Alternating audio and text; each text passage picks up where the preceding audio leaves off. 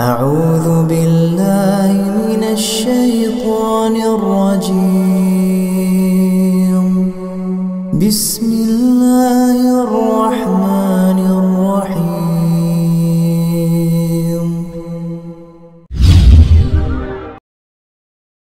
السلام عليكم ورحمة الله وبركاته. إن الحمد لله نحمده ونستعينه نستغفره ونعوذ بالله من شرور أنفسنا ومن سيئات أعمالنا من يهده الله فلا مضل له ومن يضلل فلا هادي له. أشهد أن لا إله إلا الله وحده لا شريك له وأشهد أن محمدا عبده ورسوله. يا أيها الذين آمنوا اتقوا الله حق تقاته ولا تموتن إلا وأنتم مسلمون.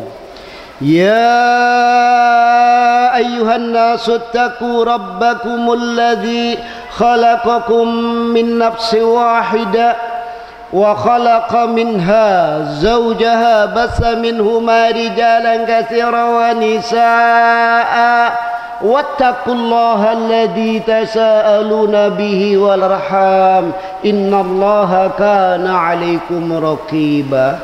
يا أيها الذين آمنوا اتقوا الله وقولوا قولا سديدا يصلح لكم أعمالكم ويغفر لكم ذنوبكم ومن يطع الله ورسوله فقد فاز فوزا عظيما. أما بعد فإن أصدق الحديث كتاب الله وخير الهدي هدي محمد صلى الله عليه وسلم وشر الأمور محدثاتها وكل محدثة بدعة وكل بدعة ضلالة وكل ضلالة في النار. فيا معاشر المسلمين, jamaah salat Jumat yang dirahmati Allah Subhanahu wa taala, marilah kita senantiasa selalu bertakwa kepada Allah Subhanahu wa taala dengan sebenar-benar takwa, yakni biimtisali awamiri wajtinabin nawahi, yaitu dengan jalan melaksanakan segala apa saja yang diperintahkan oleh Allah Ta'ala dan Rasulnya, dan menjauhi sejauh-jauhnya apa yang dilarang oleh Allah Ta'ala dan Rasulnya, karena hanya itu yang bisa mendindingi antara diri kita dengan azab Allah, antara diri kita dengan neraka Allah, antara diri kita dengan murka Allah. Dan ini adalah makna takwa yang diperintahkan oleh Allah Ta'ala di dalam kitab sucinya, fatazawwadu fa inna khairaz zadit taqwa. Berbekalah kalian wahai kaum muslimin kaum mukminin. Ini perintah Allah Ta'ala kepada kaum muslimin kaum mukminin dalam rangka melangkahkan kaki di kehidupan dunia ini menuju akhirat. Berbekalah kalian. Bekal apa yang paling baik? Apa bekal harta? Apa bekal pangkat, kedudukan, jabatan? Maka Allah yakni beritahukan kepada kita kaum muslimin kaum mukminin, fa inna khairaz zat, maka sesungguhnya sebaik-baik bekal dalam rangka mengarungi kehidupan dunia ini, di dalam rangka melangkahkan kaki di kehidupan dunia ini menuju akhirat, adalah at-taqwa. Takwa bahasa Arab diambil dari kalimat waqayaqi wiqayatan. Maknanya apa? Maknanya jadikan penghalang, jadikan pendinding, jadikan pemisah antara diri kita dengan azab Allah, antara diri kita dengan neraka Allah. Dan baginda Rasulullah sallallahu alaihi wasallam beliau bersabda, ittaqillaha haitsuma kunta, bertakwalah kalian kepada Allah wahai kaum muslimin kaum mukminin di mana saja kalian berada. Maknanya jadikan penghalang, pendinding, pemisah antara diri kalian dengan azab Allah, dengan neraka Allah di mana saja kalian berada, baik di kantor. Jadikan pendinding. Apabila ada teman mau ngajak korupsi, mau ngajak manipulasi, mau ngajak berbuat maksiat, penyelewengan, yakni mengajak ke jalan neraka, maka jadikan dinding, jadikan pemisah. Di dalam rumah tangga juga demikian. Kalau ada istri, ada anak yang mau menyeret, mengajak kita ke neraka jahanam, jadikan pendinding. Kalau ada keluarga, saudara, orang tua yang mengajak ke neraka jahanam, jadikan pendinding. Bertakwalah kalian kepada Allah di mana saja kalian berada, tidak hanya di masjid saja, ya, tidak hanya di bulan Ramadan saja, di luar masjid pun, di luar Ramadan pun kita tetap menjadikan dinding antara diri kita dengan azab Allah, dengan neraka Allah. Dan ini wasiat baginda Rasulullah sallallahu alaihi wasallam kepada umatnya. Begitu pula nabi-nabi dahulu, begitu pula wasiat Allah Subhanahu wa taala terhadap para rasul, para nabi dan umatnya. Walaqad wassaynal ladzina utul kitaba min qablikum wa iyyakum anittaqullah. Dan sungguh telah kami wasiatkan kepada orang-orang ahli kitab Yahudi dan Nasrani, para nabi mereka, para rasul mereka dan umatnya, wa iyyakum, termasuk kalian kaum muslimin kaum mukminin, dan nabi kalian kami wasiatkan untuk memberikan wasiat kepada umatnya, hendaklah bertakwa kepada Allah Subhanahu wa taala. Khususnya kita umat akhir zaman, yang dimana jarak kita sudah jauh dari baginda Rasulullah Sallallahu Alaihi Wasallam, yang dimana kalau jarak masanya sudah jauh, apalagi jarak Islam itu datang di kota Madinah, kita di Indonesia sudah semakin jauh, maka otomatis kalau sudah semakin jauh umatnya tidak kenal lagi ajaran nabinya, bahkan nabinya sendiri tidak tahu, bahkan kitab sucinya sendiri tidak tahu. Dan jaraknya ini mempengaruhi ada penambahan dari unsur daerah setempat, ya. Maka kita orang Jawa khususnya, Surabaya lebih khusus lagi, Indonesia pada umumnya, sebelum datangnya Islam ke tanah Jawa, sebelum datangnya Islam ke Surabaya, maka masyarakat setempat sudah punya yakni satu keyakinan, satu kebiasaan, satu adat, yang dimana adat ini tidak bisa hilang, yakni ketika Islam itu sudah sampai ke negeri kita, otomatis pengaruh adat, pengaruh kebudayaan dan lain sebagainya juga mempengaruhi agama kita.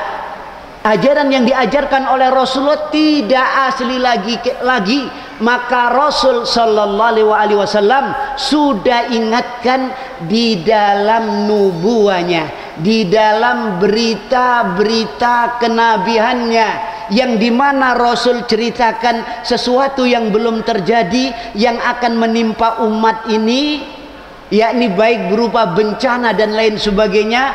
Rasul sudah ingatkan karena sangat sayangnya, sangat cintanya kepada umatnya, walaupun mereka tidak pernah bertemu dengan Rasulullah, akan tetapi menyaksikan kebenaran ajaran yang diajarkan oleh Rasulullah kepada umatnya.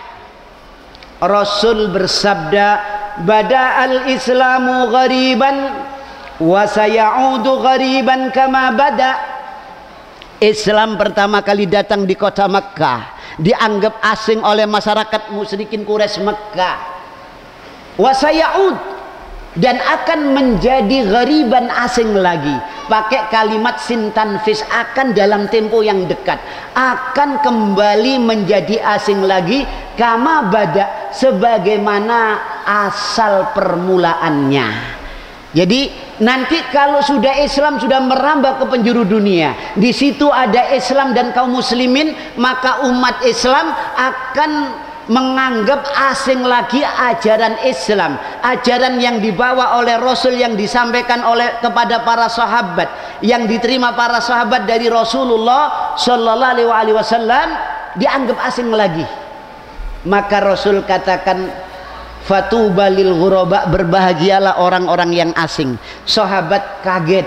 Kenapa? Karena waktu itu syariat Islam, sunnah Rasulullah, Al-Quran dipraktekkan dalam kehidupan sehari-hari. Tidak ada satu sudut kehidupan pun melainkan di situ para sahabat mempraktekkan Al-Quran, mempraktekkan sunnah. Tapi akhir zaman ajaran Islam, sunnah Rasul, Al-Quran dianggap asing lagi oleh kaum muslimin.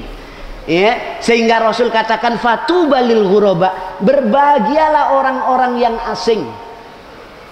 Sahabat bertanya, wa manil ghuraba ya Rasulullah, siapa orang yang Anda katakan asing itu wahai Rasulullah? Maka Rasul menjawab, alladzina yuhyuna ma'amatan nas min sunnati, mereka orang-orang yang menghidup-hidupkan sunnahku, sunnah Rasul, ajaran Rasul, petunjuk Rasul, syariat yang dibawa oleh Rasul, yang waktu itu dimatikan pakai kalimat amata yumitu imatatan, maknanya sengaja dimatikan. Kalau taroka, meninggalkan itu ada unsur karena kebodohan, sehingga dia meninggalkan sunnah nabinya karena bodoh, karena jahil. Tapi ini ndak, amata yumi itu dimatikan. Oleh siapa? Oleh umat Islam sendiri. Salah satu contoh, seorang dokter mengatakan, ya, yang jenggotan di sini ini jangan panjang-panjang jenggotnya, nanti tambah keplek nanti. Karena nutrisi yang ke otak ketarik ke jenggot katanya. Lo semua Rasul jenggotan semua, nggak ada satupun Rasul Nabi yang nggak jenggotan, itu nggak ada. Karena ini masuk sunanul fitrah, sunnahnya nabi-nabi dahulu, mulai zaman Abuna Adam jenggotan sampai Rasulullah Muhammad jenggotan. Ya, dokter ini pimpinan lagi. Ya, jangan panjang-panjang jenggotnya, nanti tambah keplek, nutrisi yang ke otak ketarik ke jenggot katanya. Ini salah satu contoh, dan banyak lagi contoh-contoh yang lainnya. Jadi nanti apa? Umat Islam akan menganggap aneh, nyeleneh ajaran Islam itu sendiri, yang dipraktikkan oleh umat Islam itu sendiri, dianggap aneh, dianggap nyeleneh. Ya, kalau ada wanita cadaran, yang laki jenggotan celananya cingkrang, kesannya apa? Teroris. Kecana apa? Radikal, naudzubillah. Nggak ada istri Rasul satupun dari seluruh istri Rasul yang tidak pakai cadar, nggak ada. Ya, anehnya orang Islam ikut memusuhi ajaran Islam, syariat Islam, keplek ini. Ya, dikesankan kalau ada celana cingkrang, naudzubillah, seluruh sahabat itu celananya cingkrang. Bahkan Ibnu Umar, ya, itu nisfus sak, separuh betis itu pakaiannya, sarungnya, celananya, itu demikian. Dan ini ajaran Rasulullah Sallallahu Alaihi Wasallam. Dianggap aneh, dianggap nyeleneh. Ya, kenapa kok bisa terjadi itu? Baginda Rasul Sallallahu Alaihi Wasallam juga memberitahukan kepada kita semuanya, kaum muslimin, di dalam berita nubuahnya, ya, la taqumus sa'ah, tidak akan terjadi hari kiamat, mim baini yadis sa'ah, menjelang kiamat, min asratis sa'ah, termasuk sebagian tanda kiamat, ayyurfa al-ilm, ilmu ini diangkat, syariat ini dihilangkan, Al-Quran ini hilang di tengah-tengah umat ini, wayunzalul jahl, dan diturunkan kebodohan. Maknanya apa? Akhir zaman umat Islam tidak kenal kitab sucinya, umat Islam tidak kenal nabinya. Padahal Al-Quran itu apa? Zalikal kitabu la raiba fi hudzal lil muttaqin. Zalikal kitab, ini kitab Al-Quran, la raiba fi, tidak ada keraguan di dalamnya, isinya, syariatnya, aturannya, undang-undangnya, beritanya, tidak ada keraguan. Hudal lil muttaqin, menjadi petunjuk bagi orang-orang yang bertakwa. Di dalam ayat yang lain Allah juga beritahukan, syahrul ramadhan alladzi unzila fihi al-Qur'an hudal linnasi wa bayyinatin minal huda wal furqan. Bulan Ramadan diturunkan di dalamnya Al-Qur'an, hudal linnas, petunjuk bagi manusia. Coba kalau kita ke Jakarta, ya, kita tidak tahu petunjuk, maka sudah dipastikan tersesat. Ya, kecuali ya kita buka Google Map, kecuali kita mau tanya, ya, jalan ke surga juga demikian. Maka kalau kita tidak punya petunjuk menuju ke surga, menuju ke akhirat, sudah pasti kita akan menuju ke neraka. Karena jalan yakni dari dunia menuju akhirat itu cuma dua. Allah Ta'ala beritahukan kepada kita di dalam kitab sucinya, fama ba'dal haqqi illa dhalal, maka tidak ada setelah kebenaran kecuali setelah jalan Allah, setelah jalan surga kecuali jalan neraka, jalannya iblis, jalannya syaitan. Tidak ada jalan alternatif ketiga, itu tidak ada. Maka salah melangkahkan kaki, neraka tempatnya. Salah melangkahkan kaki, sesat. Oleh karena itu Allah ingatkan umat Islam, wala takfu ma laysa laka bihi ilm inna sam'a wal basara wal fuada kullu ulaika kana anhu mas'ula. Wala takfulan, ojo manut sira kabeh kaum muslimin kaum mukminin, ma laisa laka bihi ilm, ing barang kang sira iku ora ngerti ilmune. Inna sam'a, krana setuhune pangrungon, wal basara lan paningalan, lan wal fuada lan ati, kullu ulaika kana anhu mas'ula, sekabehane niku benjang ten ngersane Gusti Allah, badhe ditedeni pitanggung jawaban. Wala takfu, jangan kalian ikuti malai salaka bi ilm, sesuatu yang kalian tidak punya ilmu. Allah melarang umat Islam dalam melangkahkan kaki di dunia menuju akhirat tanpa ilmu, tanpa tuntunan, tanpa petunjuk dari Allah dan Rasulnya, dilarang oleh Allah. Maka umat Islam wajib ngaji, wajib belajar Al-Quran, karena Al-Quran itu huda, petunjuk. Al-Quran itu nur, cahaya. Qad ja'akum nurun wa kitabum mubin, sungguh telah datang pada kalian wahai umat Islam, yakni apa? Nur, cahaya. Al-Quran ini cahaya, nur, cahaya. Wa kitabum mubin, dan kitab yang nyata, yang nuntun manusia, yang menyelamatkan manusia. Ya, tapi akhir zaman Allah Ta'ala akan angkat Al-Quran. Umat Islam jangankan tahu isi Al-Quran, ya, ngaji saja tidak bisa, baca saja tidak bisa.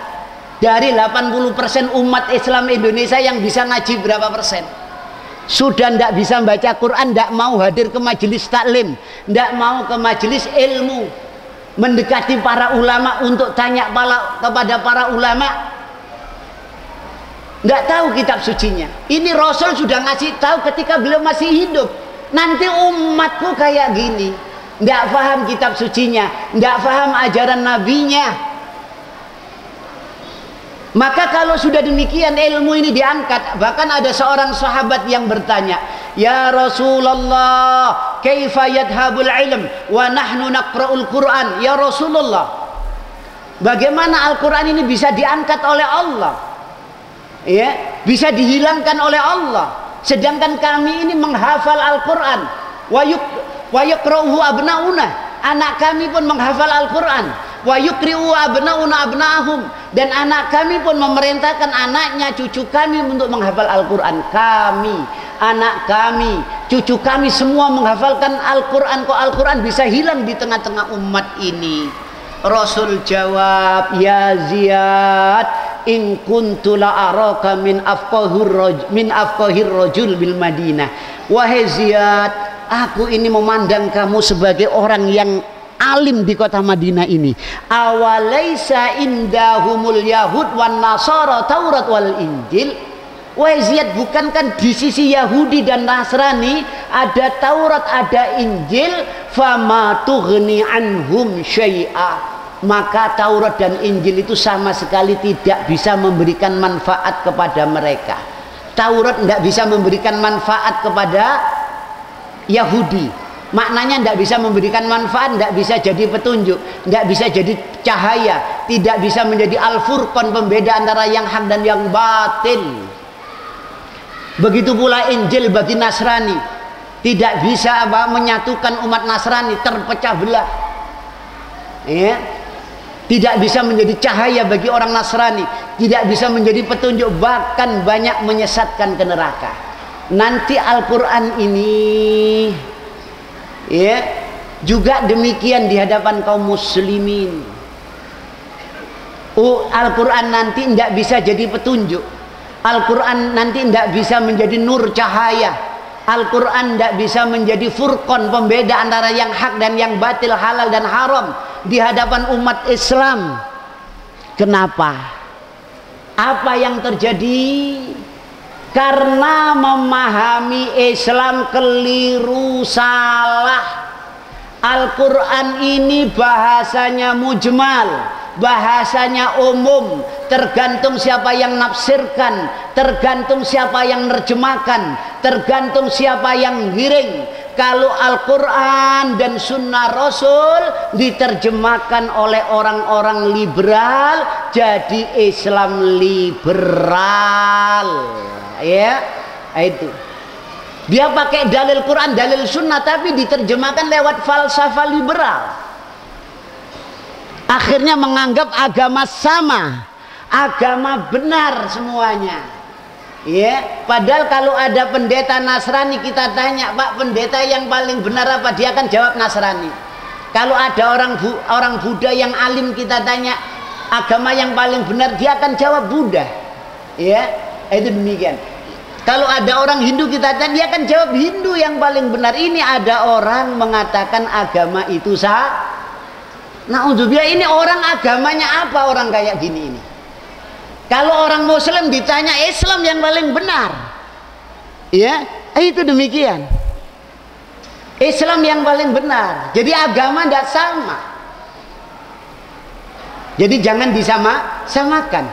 Itu demikian. Jadi Al-Quran dan Sunnah ditafsiri dengan falsafah liberal, jadi Islam liberal. Jadi Islam Nusantara karena ditafsiri dengan Nusantara.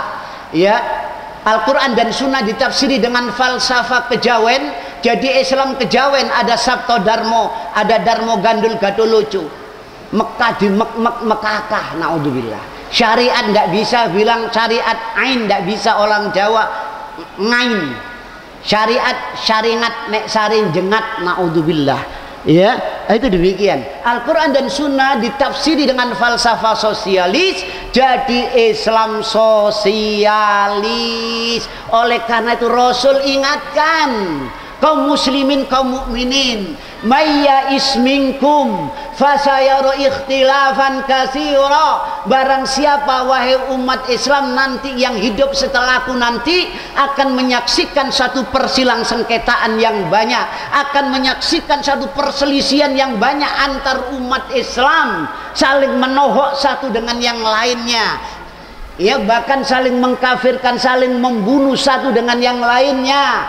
Maka Rasul katakan, ya barang siapa yang menjumpai demikian itu, ya maka aku pesankan jalan keluar dari itu semuanya, dari perselisihan, persilang sengketaan. Wahai umatku akhir zaman. Jadi Rasul menyuruh pada umatnya yang tidak menjumpai Rasul, kalau kamu sudah jumpai masa yang demikian itu, wa'alaikum bisunnati, wajib bagi kalian kembali kepada sunnahku, yakni Al-Quran dan Sunnah. Kalau disebutkan Sunnah, Al-Quran sudah masuk. Kalau disebutkan Al-Quran, Sunnah sudah masuk. Apa Al-Quran dan Sunnah saja? Jawabnya enggak.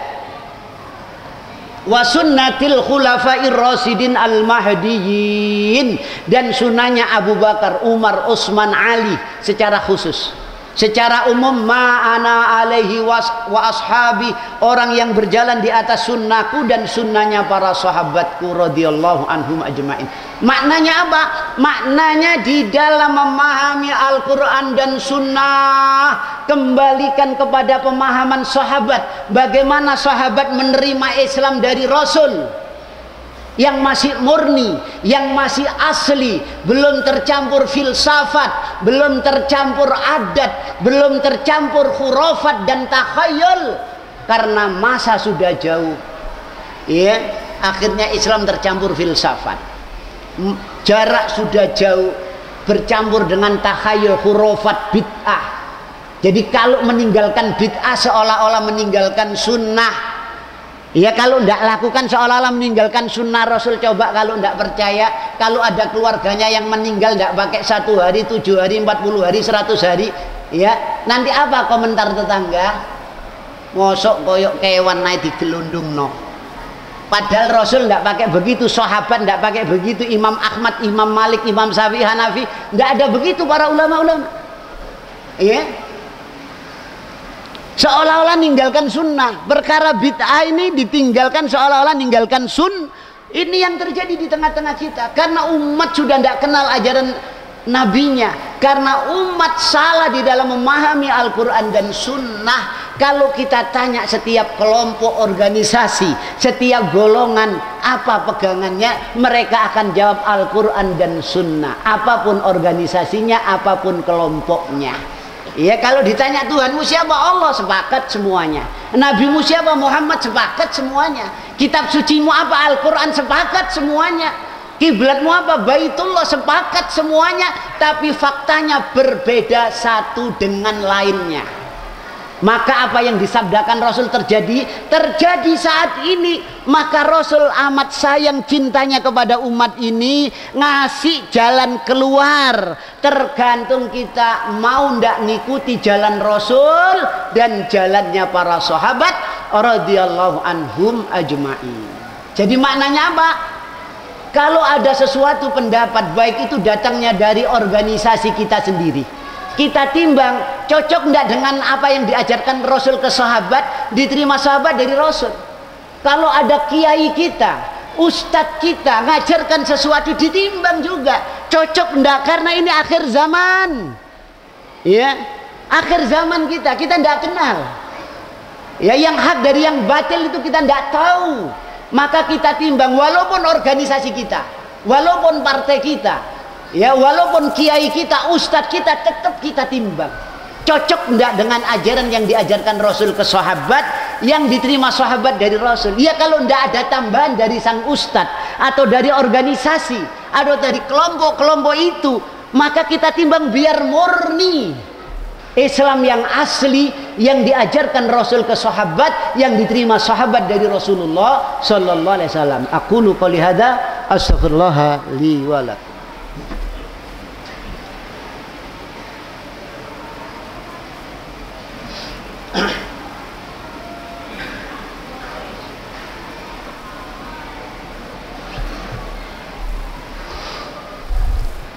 Alhamdulillah alladzi arsala rasulahu bil huda wad dinil haq liyudhhirahu 'ala ad-din kullih walau karihal kafirun.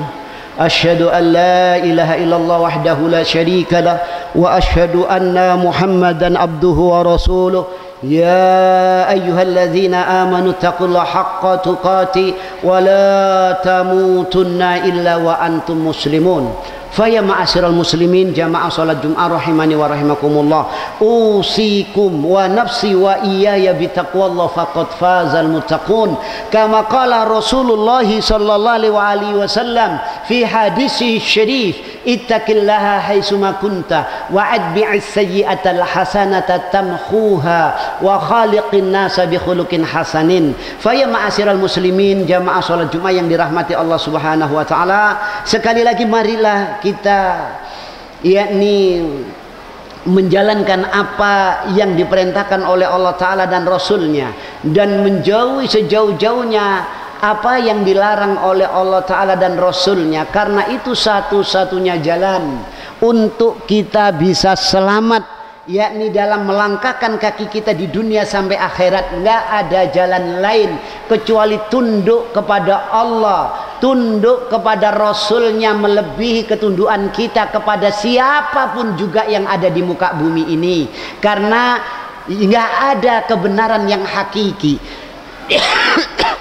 kebenaran yang absolut kecuali datangnya dari Sang Pencipta, yang disampaikan oleh sebaik-baik nabi, sebaik-baik rasul, baginda Rasulullah sallallahu alaihi wasallam. Itu demikian, yang masih asli, yang masih murni, belum tercampur adat, belum tercampur filsafat, belum tercampur takhayul, seperti yang diterima sahabat dari Rasul, seperti yang diajarkan Rasul kepada para sahabat radhiyallahu anhum ajmain. Itu demikian. Akan tetapi para jamaah, untuk bisa mengikuti syariat Allah, untuk bisa mengikuti ajaran Rasulnya, tidak semudah apa yang kita bayangkan dan tidak seringan apa yang kita ucapkan. Banyak umat Islam yang tahu syariat, tahu tuntunan, kalau itu dilakukan yakni dapat pahala dan nantinya dibalas dengan surganya. Tapi berapa banyak dari mereka yang tahu,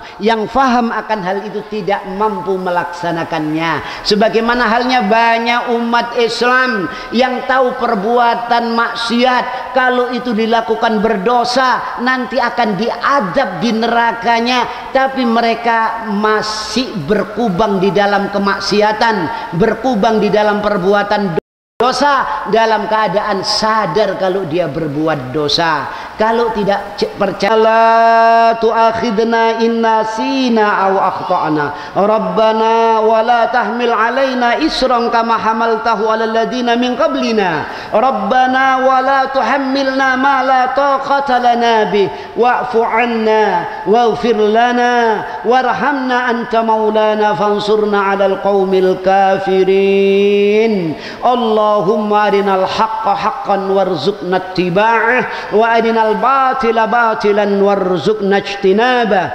Allahumma aizal islam wal muslimin, Allahumma aizal islam wal muslimin, Allahumma aizal islam wal muslimin wa adilla syirka wal musyrikin wakhdul man khadalad din wansur man nasarad din. Rabbana atina fid dunya hasanah wa fil akhirati hasanah wa qina adzaban nar. Subhana rabbil izzati amma yasifun wa salamun ala mursalin walhamdulillahi rabbil alamin wa sallallahu ala Muhammadin wa ala alihi wasallam wa akhiru da'wana anil hamdulillahi rabbil alamin.